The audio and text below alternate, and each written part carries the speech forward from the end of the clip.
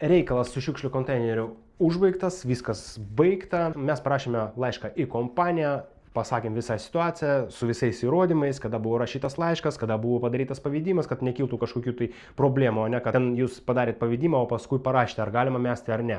Tai viskas įrodyta ir iki šios dienos aš negaunu atsakymų. Žinote, kažkur tai praėjo mėnesis laiko. Tai viskas, šis klausimas uždarytas, mūsų nuostoliai. 100 eurų kainavo šis darbas sutvarkyti tos plytos ir sutvarkyti tą žemę, plus visokiausi ten važinėjimai, nuo kaimynų ten priekaištai ir taip toliau, visi va ten nemalonumai.